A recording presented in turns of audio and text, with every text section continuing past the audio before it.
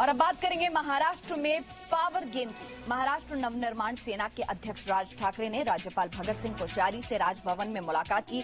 इस मुलाकात में बढ़े हुए बिजली के बिलों को लेकर चर्चा हुई।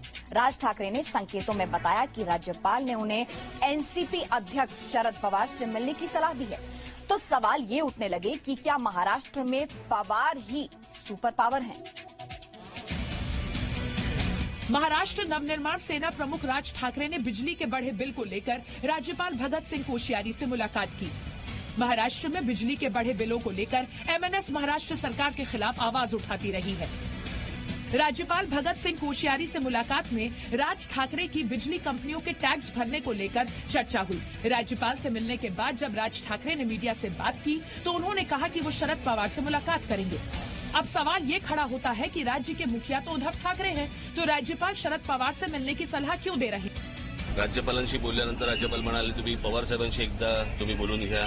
मी पवार साहेबांशी पण या विषयामध्ये बोलणार आहे, परंतु हा विषय मला असं वाटतं राज्य सरकारला माहिती आहे।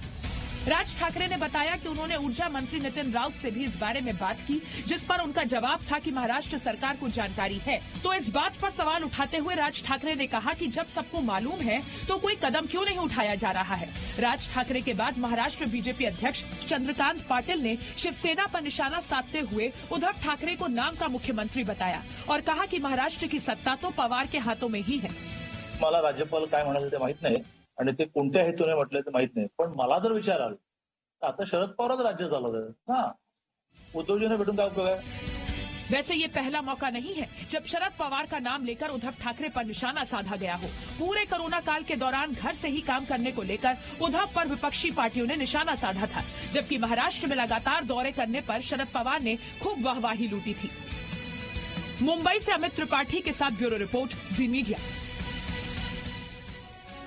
बीएमसी के 1 लाख कर्मचारी इस दिवाली बोनस का इंतजार कर रहे हैं और इसी सिलसिले में कल बीएमसी के अधिकारी मुख्यमंत्री उद्धव ठाकरे के साथ बैठक करने वाले हैं और ये बैठक आज शाम को होगी। तो सवाल ये कि क्या उद्धव सरकार भरेगी बीएमसी कर्मचारियों की झोली? क्या दिवाली से पहले बीएमसी कर्मचारियों को मिलेगा तोहफा?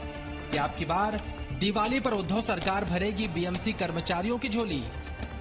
क्या आज दिवाली से पहले मिलेगी बीएमसी कर्मचारियों को बोनस की सौगात?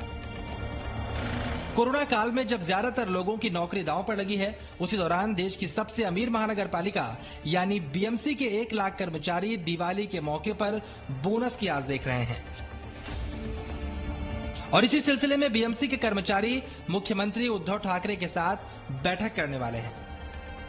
वैसे तो यह बैठक बुधवार को होनी थी, लेकिन किसी वजह से यह बैठक रद्द हो गई।